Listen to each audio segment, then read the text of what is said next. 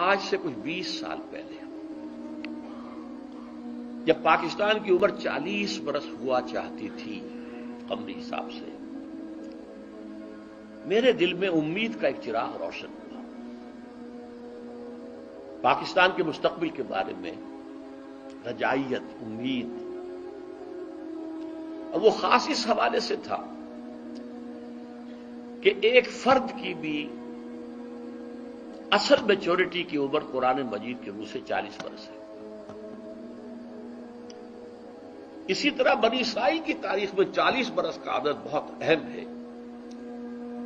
کہ جو نسل نکلی تھی مصر سے، جو غلامی کا داغ اٹھائے ہوئے تھی، اس نے تو حضرت موسیٰ کو کوڑا جواب دے دیا تھا کہ ہم جنگ نہیں کریں گے، فاذهب انت وربك فقاتلا انا هاهنا قاعدون۔ اللہ نے سزا دی، اب یہ 40 برس تک یہی بھٹکتے پھریں گے صحرائے تیہ کے اندر، یتیہون فی الارض فانها محرمۃ علیہم 40 سنہ یتیہون فی الارض۔ لیکن 40 برس کے بعد ایک نئی نسل جو پیدا ہوئی، صحرا میں پلی بڑھی تھی، آزادی کی فضا میں سانس لے کر ابھری تھی، اس نے جنگ کی، جوشوا، حضرت یوشع علیہ السلام، یوشع بن نون، اور پھر ان کا دور شروع، کامیابی کا۔ تو شاید 40 برس تک پاکستان بھی صحرائے تیہ کے اندر بھٹکتا رہا ہے، شاید اللہ کرے، امید تھی۔ اس امید کا مظہر ہے میری کتاب استحکام پاکستان، کتنوں نے پڑھی ہوگی آپ میں سے، میرا خون جگر ہے اس کے اندر۔ امید تھی کہ ہوگا، انقلاب یہاں آئے گا، اللہ کرے گا۔ لیکن چند ہی سال میں اس امید کے تار و پود بکھر کے رہ گئے۔ وائے ناکامی متائے کارواں جاتا رہا، کارواں کے دل سے احساس زیاں جاتا رہا۔ سن 92 میں یہ جو کتاب آئی تھی استحکام پاکستان، یہ 85-86 میں آئی ہے، لکھی گئی 85 میں، چھپی 86 میں۔ 92 میں میری کتاب وہ آئی ہے جس کا میں نے پہلے بھی ذکر کیا، تو پڑھیے ان خدا کے لیے، سابقہ اور موجودہ مسلمان امتوں کا ماضی حال مستقبل۔ اس میں میں نے پاکستان کے لیے لکھ دیا یا سنگیز کیفیت، 3 میں سے کوئی ایک انجام اس کا ہوگا۔ ایک تو یہ ہے جس کے کوئی آثار نہیں، کہیں نظر نہیں آ رہے، کوئی امید کی کرن نہیں کہ اس امت مسلمہ پاکستانیہ کو قوم یونس کی طرح توبہ کرنے کی توفیق ہو جائے اور عذاب ٹل جائے۔ اللہ کی قدرت سے بعید نہیں، لیکن کوئی امید کے آثار نظر نہیں آ رہے۔ بہرحال ایک ممکنہ بات ہے۔ دوسرا یہ کہ کوئی بڑا جھٹکا لگے 1971 والا، اس کو ہم نے مغربی پاکستان میں محسوس نہیں کیا تھا، یہاں محسوس کر کے لوگ جان جائیں، یہ بھی بڑی کامیابی ہے۔ اگر عثمانیوں پر کوہ غم ٹوٹا تو کیا غم ہے کہ خون 100,000 انجم سے ہوتی ہے سحر پیدا۔ اور تیسرا میں نے لکھا ہے، آج بھی پڑھ لیجئے، سن 92 کی چھپی ہوئی کتاب، تیسرا امکان یہ ہے کہ بھارت پاکستان کو فتح کرے، کروڑوں مسلمانوں کو قتل کرے، اپنی 1000 سالہ غلامی کا پورا انتقام، اپنے انتقام کی پیاس کو بجھانے کے بعد، لیکن اس کے بعد پھر انشاءاللہ وہ ایمان لائیں گے اور فتنہ تاتار کی تاریخ دوبارہ دہرائی جائے گی۔ کروڑوں مسلمان ان کے ہاتھوں قتل ہوا، کروڑوں۔ پھر اسلام نے انہیں فتح کر لیا، وہ مسلمان ہو گئے، اور پھر عظیم ترین مملکتیں پوری دنیا کے اندر ان ترکوں نے قائم کی، ترکان تیموری ہندوستان میں، ترکان صفوی ایران میں، اور ترکان عثمانی کی تو کیا بات ہے، اناطولیہ سے شروع ہو کر ترکی جو ہے اس کا بھی ایشیائی حصہ صرف ان کے پاس تھا، پھر جو ان کا فتوحات ہوئی ہیں، یورپ کا تقریباً آدھا مشرقی یورپ ان کے تحت تھا۔ ہے آیا فتنہ تاتار کے افسانے سے، پاسباں مل گئے کعبے کو صنم خانے سے، وہی جو قاتل تھے، سفاک تھے، پورے شہر کے لوگوں کی آبادی کو قتل کر کے اور ان کی گردنیں علیحدہ کر کے، ان گردنوں کو، سروں کو، سریوں کو جمع کر کے ایک پہاڑی کی شکل دے کر اس کے اوپر تخت جما کر ایک تاتاری وحشی سردار شراب پیا۔ چشم فلک نے یہ منظر بھی دیکھے ہیں۔ بہرحال یہ تین جو آپشنز میں نے سن 92 میں کہے تھے آج بھی میری کتاب میں موجود ہیں، انہیں پڑھ لیجیے۔ اور بدقسمتی ثم بدقسمتی ثم بدقسمتی، آج حالات اس سے بھی زیادہ دور جا چکے ہیں۔ صدر پرویز مشرف صاحب نے اب جو باتیں میں کہہ رہا ہوں ان میں سے بعض باتیں میں نے اپنے عید الاضحیٰ کے خطبے میں بھی کہی تھی، پرسوں جو جمعہ کا خطاب میں نے کیا اس میں بھی کہیں، لیکن آج کے مضمون کو مکمل کرنے کے لیے مجھے انہیں کچھ اختصار کے ساتھ دہرانا پڑے گا۔ جنہیں تفصیل درکار ہو وہ میرا پرسوں کا جمعے کا کیسٹ وغیرہ لے کر پڑھ لیں۔ صدر مشرف صاحب نے جب 9/11 کا حادثہ پیش آ گیا اور ایک ہی ٹیلی فون پر وہ بتاشے کی طرح بیٹھ گئے، یو ٹرن لے لیا، دھمکی سے مر گیا کہ نہ باب نبرد تھا،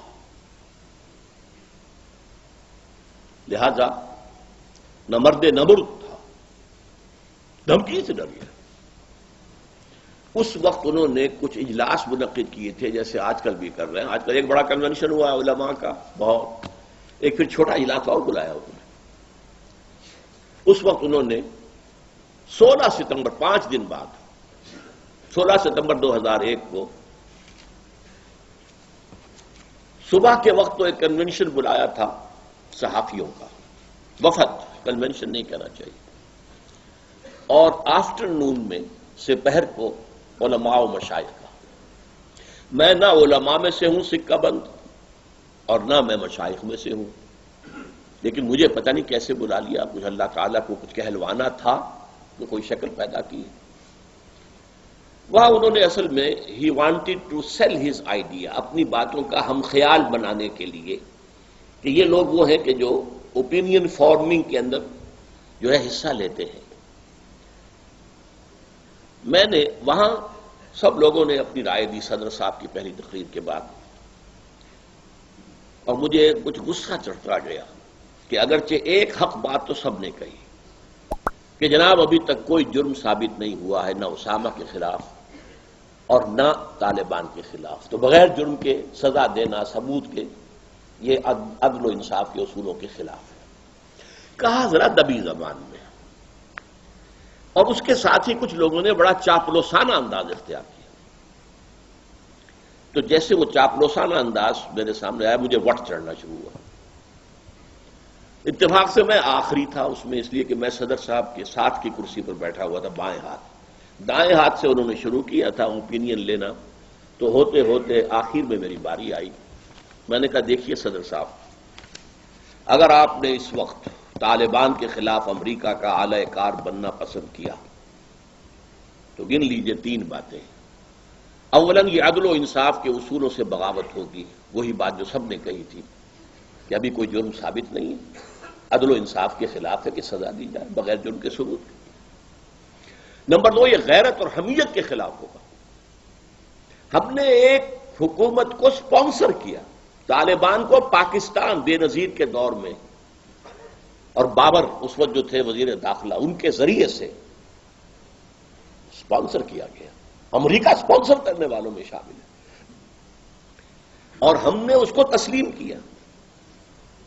اور ہمارے ہاں آج بھی سفارت خانہ موجود ہے، ملا ضعیف موجود ہے سفیر، اور صرف ایک دھمکی پر آپ ان سے پیٹھ پھیر لیں۔ آخر غیرت بھی کسی شے کا نام ہے، غیرت ہے عجب چیز جہاں تگ و دو میں، پہناتی ہے درویش کو تاج سر دارا۔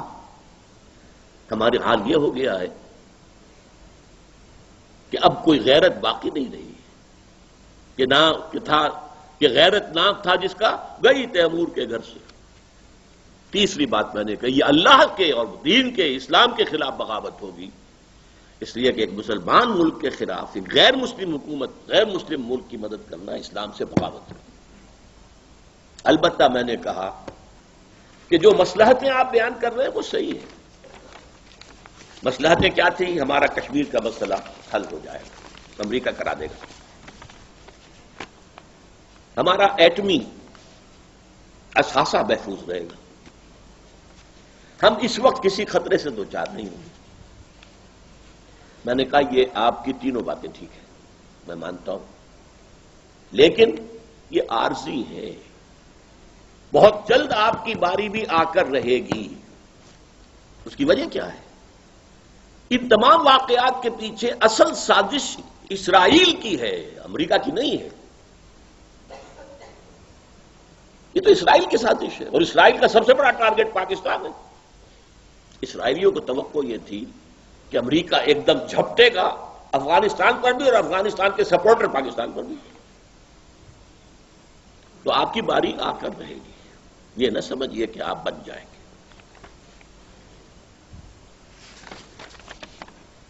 مجھے افسوس ہے، اور یہ میں نے افسوس ظاہر کیا تھا عید الاضحیٰ کے موقع پر بھی، پھر اپنے جمعے میں بھی، مجھے خوشی نہیں ہے کہ میری پیشین گوئی حرف بحرف ثابت ہوئی صحیح،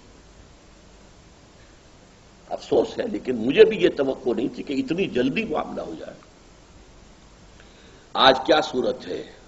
ایک ایک کر کے وہ مصلحت ہم سے دامن چھڑاتی جا رہی ہے۔ پنجاب کی فوج تھی جس نے کہ 1857 میں دلی جو انگریز کے ہاتھ سے نکل گیا تھا دوبارہ لے کر دی ہے، پتہ کر کے دیے، پنجابی تھے، وہ مسلمان تھے، سکھ بھی تھے، مسلمان بھی تھے۔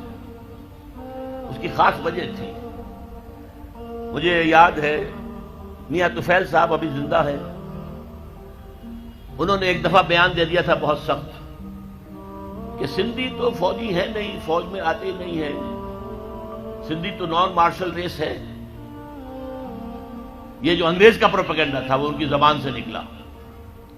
اس کا جواب دیا تھا پھر جی ایم شاہ، غلام مصطفیٰ شاہ، جو سیکریٹری ایجوکیشن بھی تھے، لاہور میں کالج کے اندر پرنسپل بھی رہے، انہوں نے جواب دیا تھا یس وی ور نیور مرسنریز، ہاں ہم کبھی کرائے کے ٹٹو اور کرائے کے فوجی نہیں تھے جیسے تم تھے پنجابیوں، تم نے تو جا کر کعبے پہ گولیاں چلائی ہیں انگریزوں کی سپاہی بن کر، تم نے تو جا کر یروشلم کا قبضہ لے کر دیا جنرل ایلن بی کو، انگریز کو۔ تو یہ سندھ ہے جس میں میں بات کر رہا ہوں، یہ سندھ ہے جہاں خاکسار تحریک بھی بڑی زبردست، تالپور برادران اس خاکسار تحریک کے بہت نمایاں کارکن تھے۔ یہ سندھ ہے جہاں پنجاب سے آنے والا ایک نو مسلم تھا، پنجابی، سکھ سے مسلمان ہوا تھا، مولوی عبید اللہ، لیکن اس کے نام کے ساتھ سندھی لگ گیا ہمیشہ کے لیے۔ مجاہد انسان، حضرت شیخ الہند کا سپاہی عبید اللہ سندھی رحمت اللہ علیہ، وہ سندھ ہے یہ۔ اور میں آپ کو اور بات یاد دلا دوں، سندھ واحد صوبہ ہے اس پاکستان کا جس میں کہ پارٹیشن سے پہلے بھی مسلم لیگ کی حکومت تھی، پنجاب میں یونینسٹ پارٹی کی حکومت تھی، ہندو مسلم سکھ مل کر بنائی تھی انہوں نے، مسلمانوں کی پارٹی نہیں تھی۔ مسلم لیگ کو ایک دن بھی وہاں وزارت نصیب نہیں ہوئی۔ سرحد میں ڈاکٹر خان صاحب کی وزارت تھی، باچا خان کا بڑا بھائی، وہ تو ریفرینڈم ہوا ہے اور غیور پٹھانوں نے پاکستان کے حق میں ووٹ دیا ہے، اور اس کے لیے مولانا شبیر احمد عثمانی رحمت اللہ علیہ نے بڑا پارٹ پلے کیا۔ وہاں کے پیر جو ہے، پیر صاحب مانکی شریف، پیر صاحب زکوڑی شریف، انہوں نے بڑا رول پلے کیا ہے کہ پاکستان میں اسلام نافذ ہوگا، اسلام قائم ہوگا، لہذا ووٹ دو مسلم لیگ کو۔ ورنہ ظاہر بات ہے کہ یہاں تو سوائے سندھ کے کہیں بھی مسلم لیگ کی حکومت نہیں تھی۔ اور جی ایم سید صاحب اگرچہ وہ بعد میں جو کچھ اس ملک میں ہوا ہے اس سے بددل ہو گئے، ایک ری ایکشن ہوا ان پر، آخر ہوتا ہے، کیوں گردش بادام سے گھبرا نہ جائے دل، انسان ہوں پیالہ اور ساغر نہیں ہوں میں، ان پہ ایک رد عمل ہوا۔ ورنہ وہی تھے جنہوں نے 1943 میں کہا تھا اے مائنورٹی پروونسز کے مسلمانوں، ہمیں یہاں ہندوؤں نے دبایا ہوا ہے، ہماری زمینیں جو ہیں ان کے پاس گروی رکھی ہوئی ہیں، سارا کاروبار ان کے پاس ہے، خدا کے لیے ہمیں یہ فن نہیں آتا، آؤ تم یہاں۔